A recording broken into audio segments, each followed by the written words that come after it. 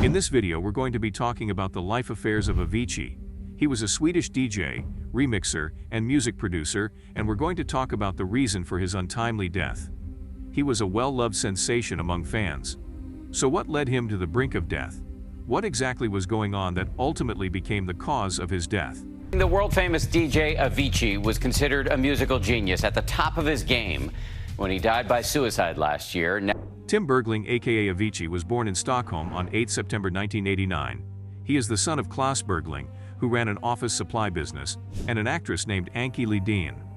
The late artist had three siblings, David Bergling, Linda Sterner, and actor Anton Kurberg. He started mixing in his bedroom at the mere age of 8. We can say that it was around that time that he started to discover his passion and develop it further.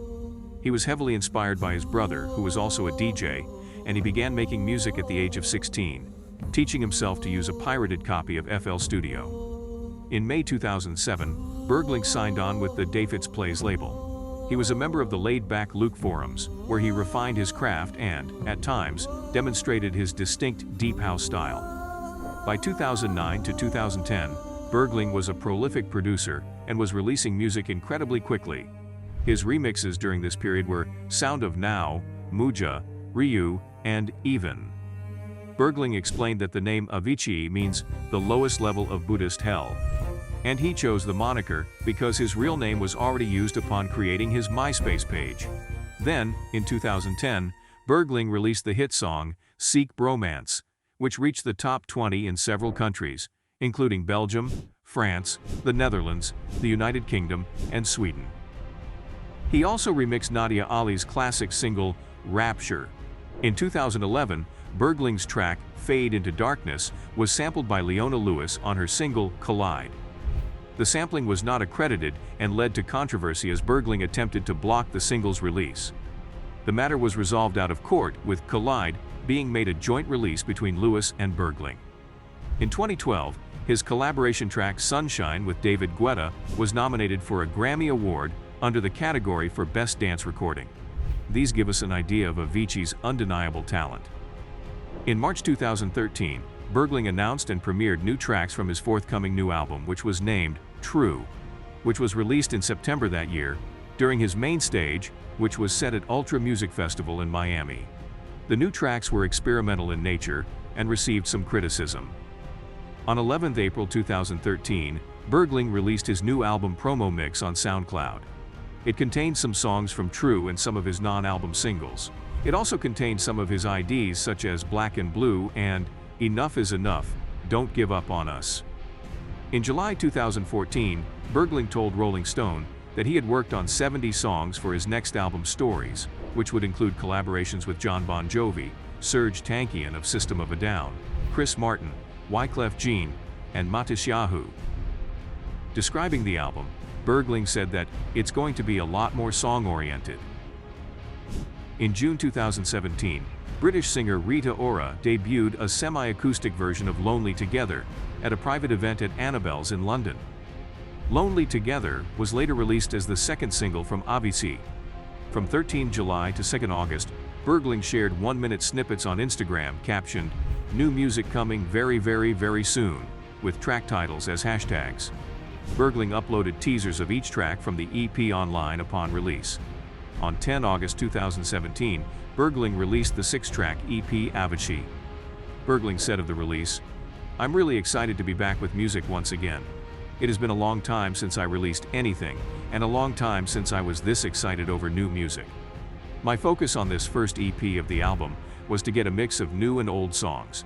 Some that fans have been asking about and waiting for, mixed with brand new songs that they haven't heard before." But all of this success unfortunately did not come without a price for Avicii. Following his retirement, Bergling took up transcendental meditation, which he credited with reducing his anxiety, and started seeing a therapist. Behind a facade, he was suffering. Many things led to the deterioration of his mental health, such as high pressure from management and fans to continue touring and maintaining his public persona, were cited as key reasons for his suicide, according to GQ.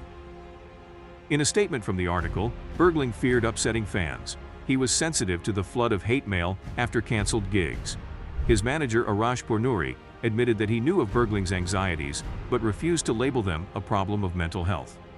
Furthermore, his management team only became aware of his painkiller addiction in November 2014.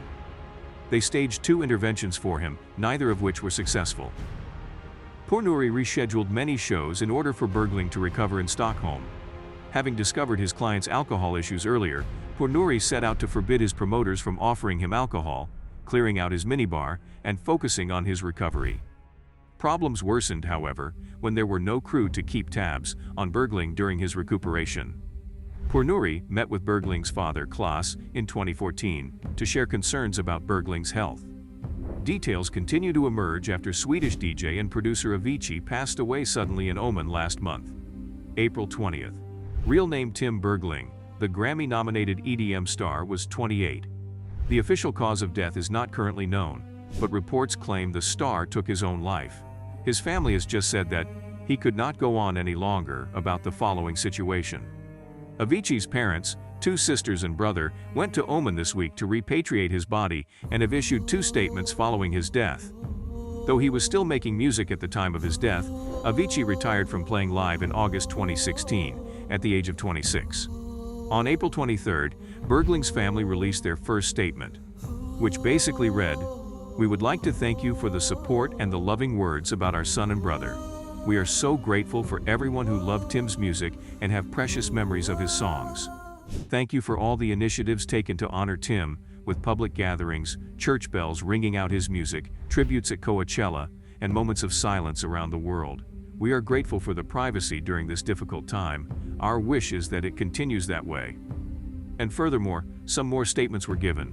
On April 26th, the family released a second statement, which basically read, "Our beloved Tim was a seeker, a fragile artistic soul searching for answers to existential questions, an overachieving perfectionist who traveled and worked hard at a pace that led to extreme stress.